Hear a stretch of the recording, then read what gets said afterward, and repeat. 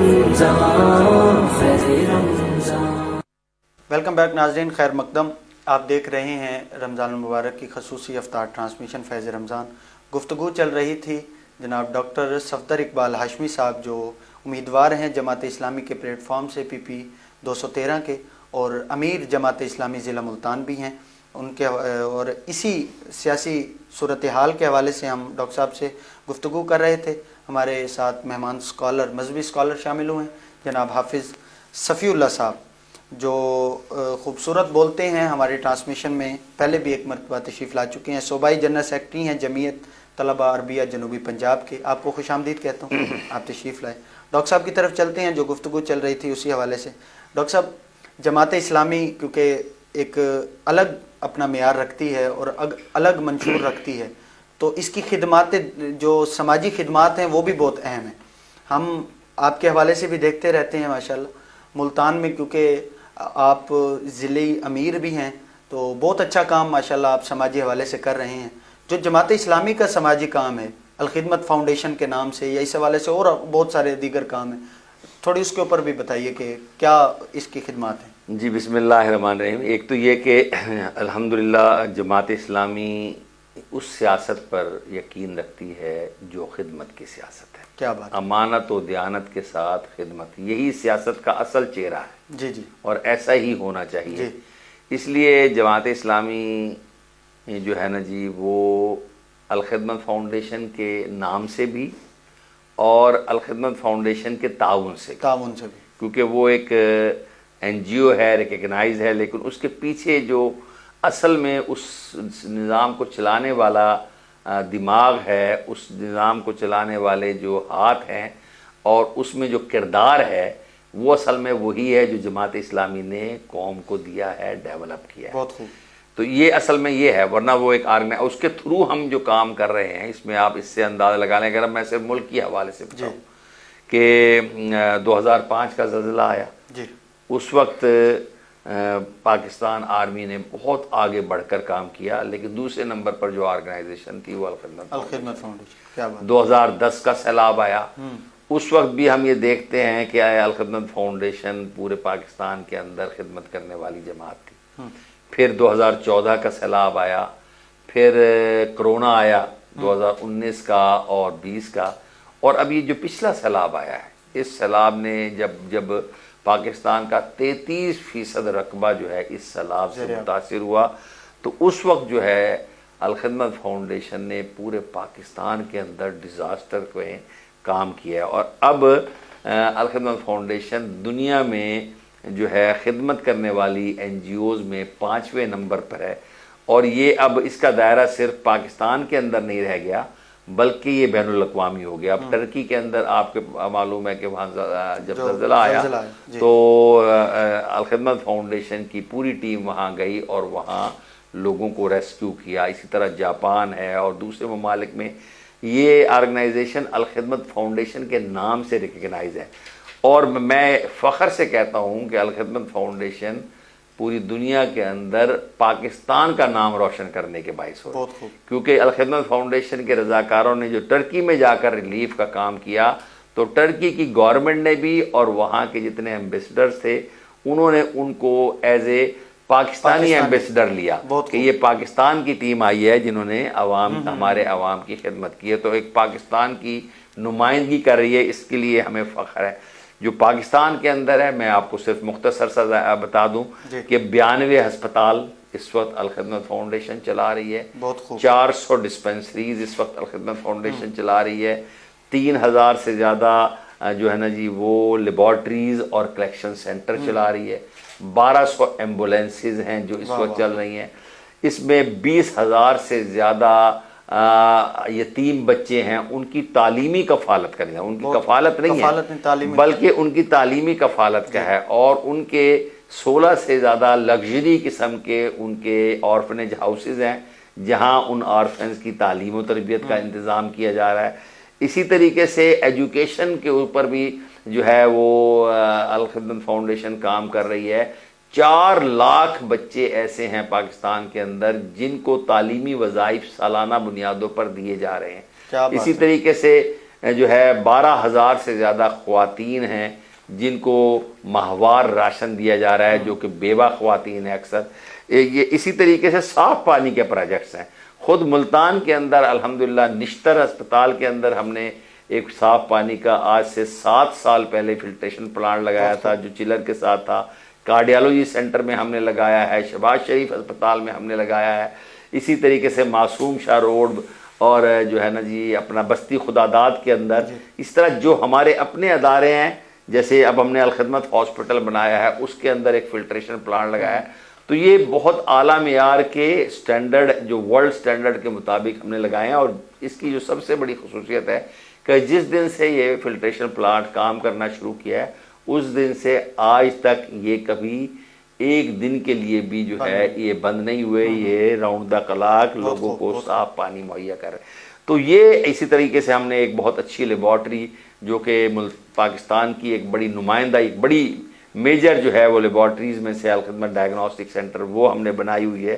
تو یہ سارا جو ہے ملتان کے اندر بھی خدمت کر رہے ہیں الحمدللہ، اور پورے پاکستان کے اندر بھی ہماری سماجی خدمات ہے. اور میں اس بات پر یقین رکھتا ہوں کہ سیاست اصل میں جو ہے عوام کے دیے ہوئے اختیارات اور عوام کے دیے ہوئے وسائل کو امانت و دیانت کے ساتھ عوام کی خدمت پہ خرچ کرنے کا نام سیاست ہے، اور یہی جماعت اسلامی کرتی ہے اور یہی اس کا مشن ہے. بہت خوب، ماشاءاللہ، بہت خوب. ناظرین، کل 17 رمضان المبارک تھا اور یوم حضرت سیدہ طیبہ طاہرہ حبیب خدا حضرت سیدہ عائشہ الصدیقہ رضی اللہ تعالیٰ عنہ آپ کے حوالے سے آپ کا یوم تھا.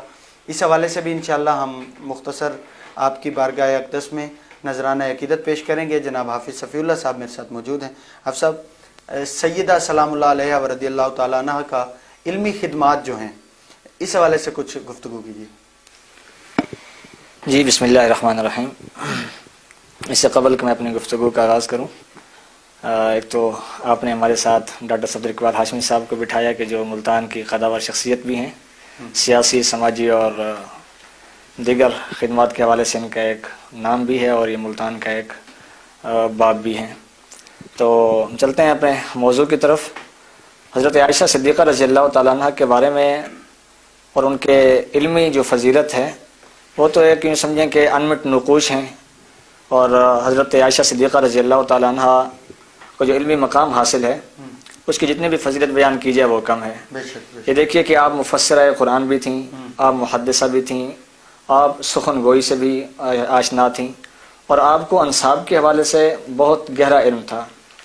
تو حضرت عروہ بن زبیر رضی اللہ تعالیٰ عنہ روایت کرتے ہیں کہ میں نے ایک مرتبہ عائشہ رضی اللہ تعالیٰ عنہ سے پوچھا کہ آپ جب شعر گوئی کرتے ہیں تو ہمیں اس پر بھی کوئی تعجب نہیں ہوتا، اس لیے کہ آپ حضرت ابوبکر صدیق رضی اللہ تعالیٰ عنہ کی نور نظر ہیں، اور وہ چونکہ زمانہ جاہلیت کے تمام شعراء کو جانتے بھی تھے اور ان کے دیوان بھی ان کو یاد تھے. تو آپ نے ان کے گھر میں پرورش پائی ہے، تو اس لیے آپ میں بھی وہ شعر گوئی اور سخن کا عنصر پایا جاتا ہے.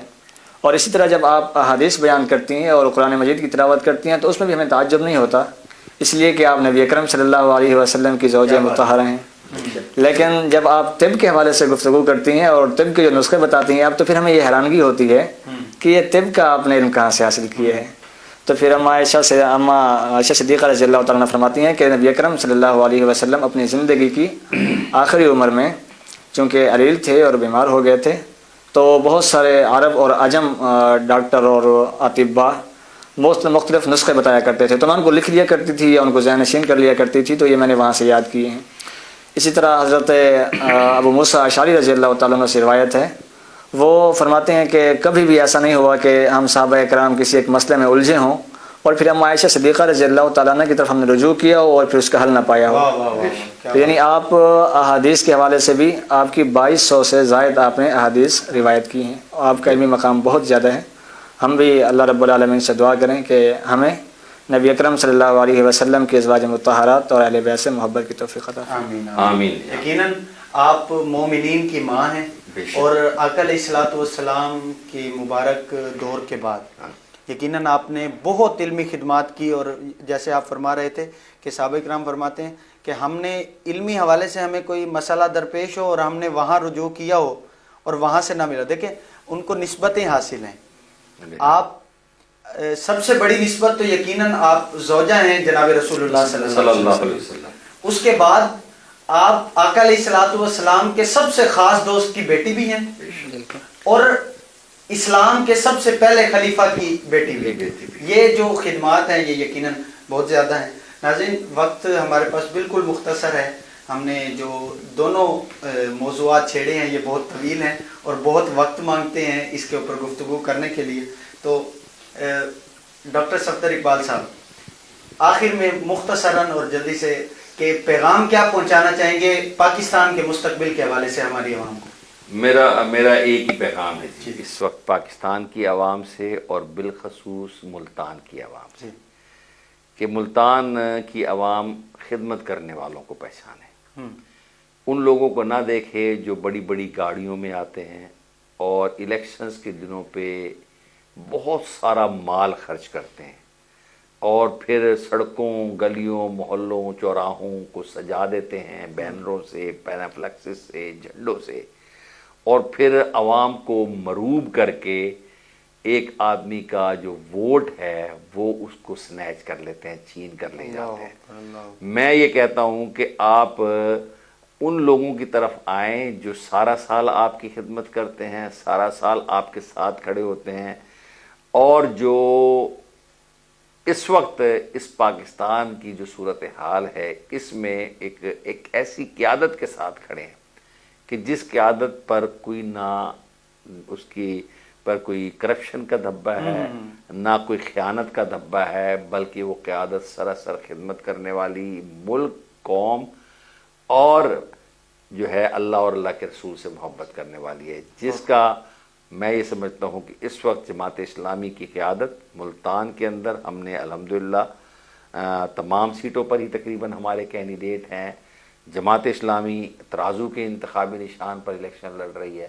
تو میں عوام سے صرف ایک اپیل کروں گا کہ آپ یہ نہ دیکھیں کہ اس سیٹ پر کتنا قد آور کینڈیڈیٹ کھڑا ہے بلکہ آپ صرف یہ دیکھیں کہ ترازو خدمت کرنے والے لوگوں کی کا نشان ہے تو آپ ترازو کو. بہت شکریہ بہت شکریہ.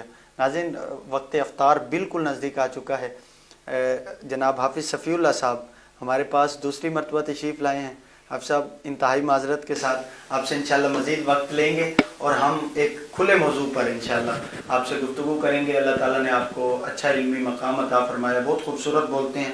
بہت شکریہ آپ تشریف لائے. اور امیر جماعت اسلامی ضلع ملتان اور امیدوار جماعت اسلامی کے پلیٹ فارم سے پی پی 213 کے امیدوار جناب ڈاکٹر صفدر اقبال ہاشمی صاحب آپ کا بہت شکریہ. آپ نے اپنا خصوصی وقت عطا کیا. جناب حافظ عبدالرحیم صاحب حافظ ارسلان صاحب ان کا بہت شکریہ. ناظرین آپ سے ملاقات ہوگی انشاءاللہ کل. اپنے میزبان محمد فیض امام قمری کو اجازت دیجیے. اللہ نگہبان. السلام علیکم ورحمۃ اللہ وبرکاتہ. فیض رمضان فیض رمضان فیض رمضان فیض رمضان فیض رمضان فیض رمضان فیض رمضان. What's like 100% خالص مٹیریل سے تیار پائیدار